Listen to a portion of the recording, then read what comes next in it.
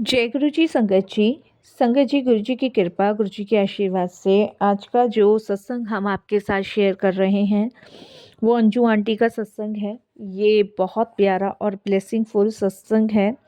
तो मेरी विनती है आप सभी गुरु परिवार से कि सत्संग को अंत तक सुने, ध्यान से सुने, पूरा सुने, क्योंकि सत्संग का मतलब होता है सत्य का संग। और सत्संग की प्राप्ति जब भी होती है जब गुरु कृपा होती है। संगत जी, गुरु बिना ज्ञान न उपजे, गुरु बिन मेल न मोक्ष। संगत जी, आज हम एक ऐसी चमत्कार की बात करेंगे जहाँ जोशी और तंत्र काम नहीं आए, वहाँ केवल सिर्फ गुरु जी की रहमत बरसी। तो आज का जो सत्संग बहुत ही प्यारा और बहुत ही खास है। अगर आपका बच्चा भी आपके घर की रौनक है और धीरे धीरे बाहरी दुनिया के दिखावे और गलत दोस्तों के जाल में फंस गया है, तो ये सत्संग आपके लिए है। माता पिता की बातों से चिढ़ना, काम से भी जी चुराना और घर में छोटी छोटी बातों पर कलह कलेश लड़ाई झगड़े करना उसका स्वभाव बन गया है, तो ये सत्संग संगत जी आपके लिए है।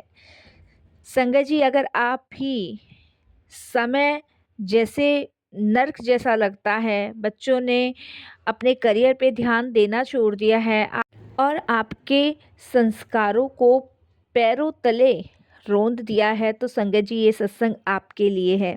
तो प्लीज़ संगत जी, सत्संग को बिल्कुल भी स्किप ना कीजिएगा, अंत तक सुनिएगा, पूरा सुनिएगा, ध्यान से सुनिएगा। इसमें गुरुजी की ब्लेसिंग्स हैं, अनंत ब्लेसिंग्स हैं।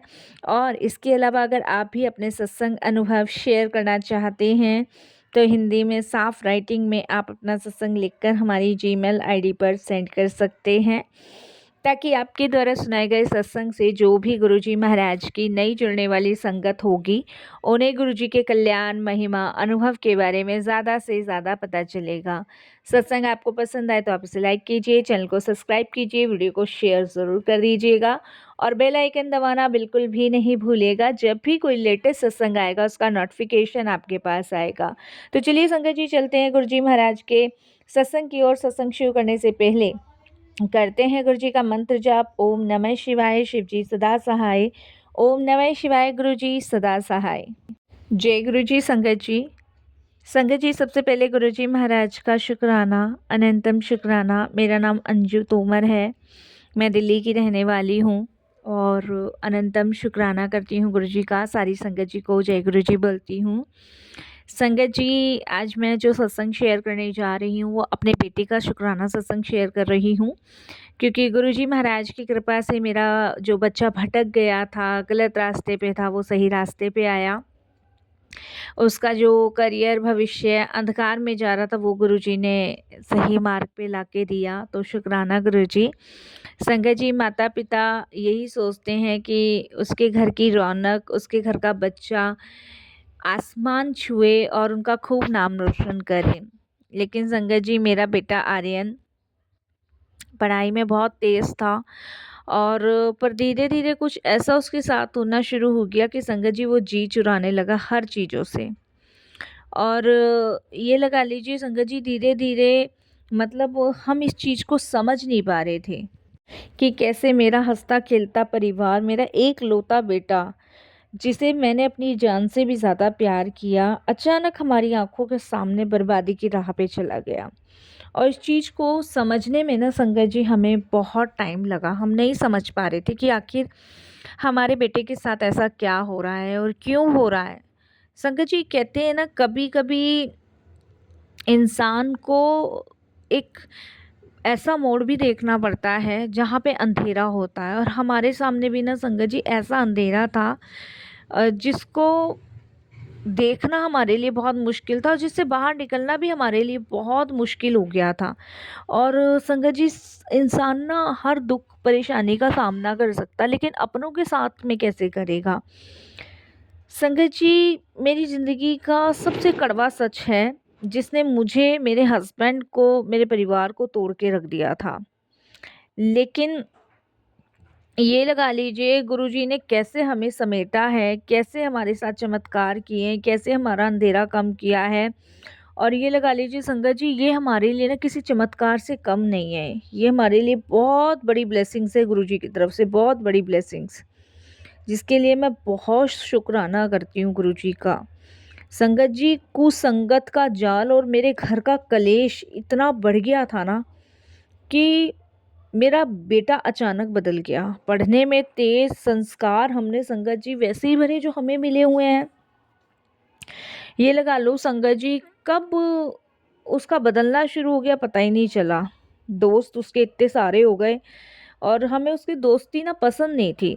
हम हर बार कहते थे कि बेटा तुम ये दोस्त जो बना रहे हो ना, ये सही नहीं है। लेकिन संगत जी, जैसी वो 11th में आया और संगत जी उसके सारे हाव भाव तेवर सब बदल गए। उसे मैं मेरे हस्बैंड ही दुश्मन नजर आने लगे।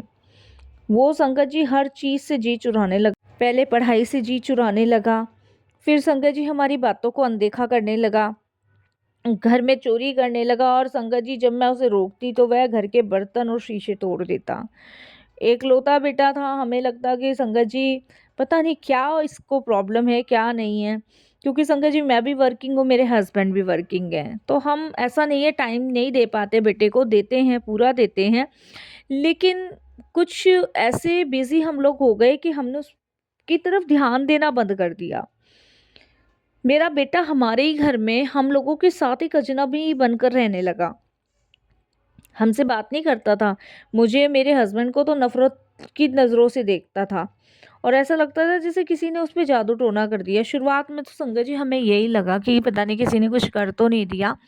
हमारे घर में मेड भी आती थी और वो भी मुझसे यही कहती थी कि दीदी, छोटे भैया का बिहेव ना बहुत चेंज हो रहा है और वो जो है ना आजकल खाना भी लंच भी नहीं करते। क्योंकि संगत जी मेड जो हमारे यहाँ ना 24 घंटे की रख रखी है हमने, और उसकी फैमिली को संगत जी हमने सर्वेंट क्वार्टर दे रखा है, तो वो देखभाल करती थी। तो लंच ब्रेकफास्ट सब घर में ही रखा रहता था। तो वो बताती थी कि दीदी बिहेव बहुत चेंज हो रहा है भैया का, और ना ही वो कुछ खाते हैं ना पीते हैं, और बस घर में आते हैं, दोस्तों को लाते हैं और कुछ देर रुकते हैं, चले जाते हैं कपड़े बदल के। बड़ी परेशान से मैं और मेरे हस्बैंड हो गए संगत जी। और देखिए, ऐसा भी नहीं था कि हमने कभी अपने बच्चे को मतलब इतना बिगाड़ा है। हमने ज़रूरत के हिसाब से उसकी हर चीज़ पूरी की है। लेकिन 11th में आने के बाद संगत जी उसे क्या हुआ क्या नहीं हमें नहीं पता। हम बहुत परेशान थे। फिर मेरी मेड ने कहा कि दीदी आप ना किसी पंडित को दिखाओ, हो सकता है कि छोटे बाबूजी पे किसी ने कुछ कर दिया हो, कोई जादू टोने का मुझे लग रहा है। भाई चिढ़ने वाले बहुत होते हैं, तो मेरे को भी लगा कि इस मैटर में मुझे अपने हस्बैंड से बात करनी चाहिए। मैंने अपने हस्बैंड से बात करी, तो मेरे हस्बैंड बोले कि फिर ठीक है, 1-2 को दिखा लो। तो हमारे घर में जो काम करने वाली आती है, उसने ही हमें 1-2 पंडित के नंबर दिए। हम उनके पास अपने बच्चे की कुंडली लेके गए। उन्होंने मेरे बच्चे की कुंडली देखी और कुंडली देख के कहा कि पितृ दोष है। तो किसी ने संगत जी राहु दोष बताया, किसी ने बुद्धि भ्रष्ट कर दी है ऐसा बताया। हमने संगत जी कई जोशी छोड़े, कई हज़ार रुपए, कई उपाय, रत्नों की अंगूठियां पहनाई, लेकिन कोई असर नहीं हुआ। ये लगा लो संगत जी 3-4 महीने तो हम यही करते रहे। कभी कोई रतन, कभी कोई अंगूठी, कभी कोई उपाय, कभी कुछ कभी कुछ, इसी में लगे रहे। लेकिन संगत जी असर नहीं हुआ, किसी भी प्रकार का कोई असर नहीं हुआ। हमें लगा कि शायद अब ठीक हो, लेकिन कुछ भी असर नहीं हुआ। संगत जी हालत वैसी। अब संगत जी इतने बड़े बच्चे को मारते भी नहीं बनता, समझा ही सकता है इंसान, और हमने कभी मारा भी नहीं अपने बेटे को, मैं आपको बताऊं। फिर संगत जी किसी तांत्रिक के पास गए, तांत्रिकों ने डराया, तुम्हारे बेटे पे किसी ने कुछ भारी करा दिया है, हज़ारों रुपए पूजा पाठ टोटके फूक दिए, घर में कोने में कीलें गाड़ी गईं और भतूली डाली गई। पर बेटा सुधरने के बजाय और संगत जी हिंसक बन गया, बिगड़ गया। हम तो पूरी तरह टूट चुके थे, हमें लगने लगा कि अब घर बिखर गया। क्योंकि संगत जी इकलौता बेटा है, कैसे समझाएं कैसे नहीं समझाएं। जितना समझा रहे उतना ही समझने को तैयार नहीं। और संगत जी सबसे बड़ी टेंशन हमारी ये बन गई कि करें क्या, हॉस्टल भेज दें। तो लोगों ने सलाह दी हॉस्टल मत भेजो, क्योंकि हमें धमकियां देता था कि हॉस्टल भेजा तो मैं जान दे दूंगा, ये है वो है, भाग जाऊंगा। संगत जी बड़ा दिमाग खराब। और संगत जी बड़े परेशान, हम लोग बहुत दुखी। तो संगत जी मेरी मेड जो है वो एक औरत को हमारे घर लेकर आई, और उन्होंने संगत जी हमें गुरुजी के बारे में बताया। तो मैंने मेरे हस्बैंड ने मना कर दी, मैं आपको बताऊँ, और हमने इसलिए मना कर दी क्योंकि हम थक चुके थे। हमने अपनी मेड को कहा कि पहले ही तुमने इतने तांत्रिक के पास ले जाना हमें शुरू कर दिया था, कुछ भी तो नहीं हुआ, अब इसमें गुरुजी के यहाँ करेंगे और पता नहीं वहाँ क्या है। तब उस लेडीज़ ने बताया कि गुरुजी फिज़िकल फॉर्म में नहीं है और आप अपने बेटे के लिए ना वहाँ माथा टेक कर आओ और उसको लेके जाओ।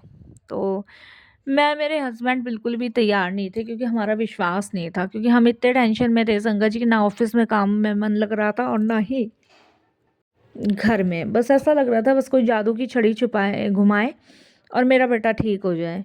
लेकिन संगत जी, बस वो कहते हैं ना कि जब बुरा टाइम आता है तो समझाने वाला भी ना उसे मूर्ख ही लगता है। तो मेरे बेटे को तो हम ही मूर्ख लग रहे थे और हम इतने डिस्टर्ब हो गए, इतने परेशान हो गए कि क्या करें, क्या ना करें, कुछ भी दिमाग में नहीं आ रहा था संगत जी, सब कुछ दिमाग से बाहर।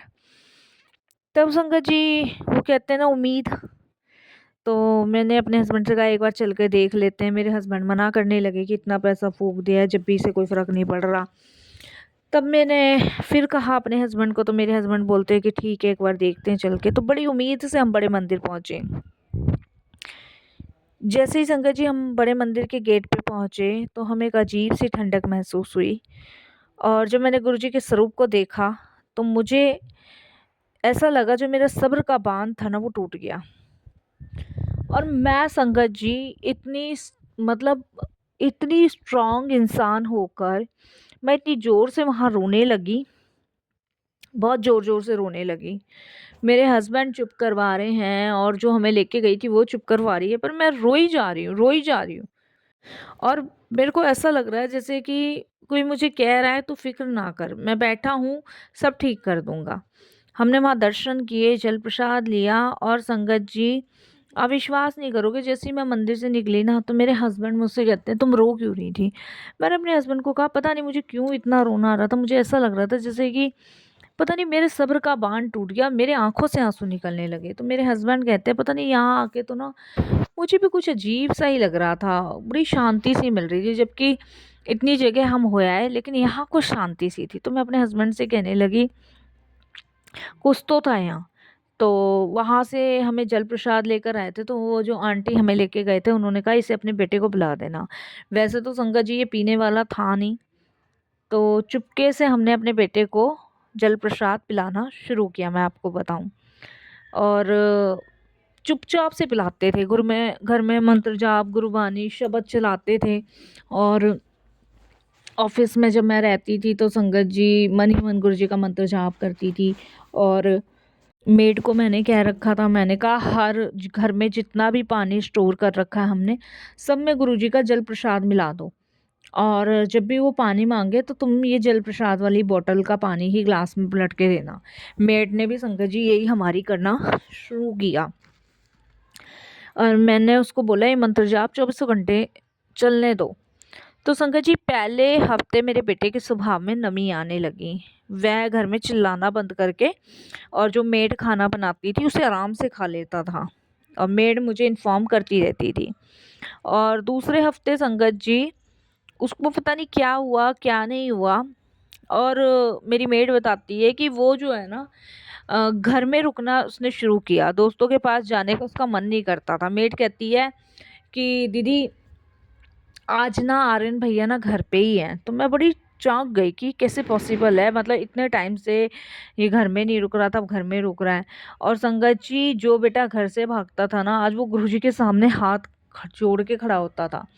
तो मेरी मेड मुझे इन्फॉर्म करती थी। वैसे संगत जी मैंने सीसीटीवी कैमरे भी लगा रखे हैं घर में और उसकी रिकॉर्डिंग मेरे पास रहती है। तो मैं खुद देखती थी फ़ोन में कि मेरा बेटा गुरुजी का स्वरूप मैंने बहुत बड़ा वाला लगवा रखा है, पूरी दीवार से ही लगा हुआ है, तो वो गुरुजी के स्वरूप के सामने जाके ना माथा टेकता था। तो इस तरीके से संगत जी गुरुजी ने बिना किसी तंत्र मंत्र के, बिना किसी कुंडली के, बस अपनी एक नज़र से मेरे बच्चे की बुद्धि को शुद्ध कर दिया। वो सारी नेगेटिविटी जो तांत्रिक नहीं निकाल पाए वो गुरुजी के शब्द और लंगर प्रसाद ने काट दी। इस तरीके से संगत जी मेरे बेटे को क्या एहसास हुआ मैं नहीं जानती, क्या गुरुजी ने किया क्या नहीं किया ये तो गुरुजी जाने, मुझे नहीं पता संगत जी। ये गुरुजी की माया है, गुरुजी की लीला है, गुरुजी जाने कि उन्होंने क्या किया और क्या नहीं किया, मुझे बिल्कुल भी इसका अंदेशा नहीं है। लेकिन मेरा बेटा जो है ना संगत जी सही रास्ते पे आ गया, बिल्कुल सही रास्ते पे। अब वो लड़ाई झगड़ा नहीं बल्कि गुरुजी के भजन सुनता है, शब्द सुनता है, मैं चलाती हूँ सुनता है।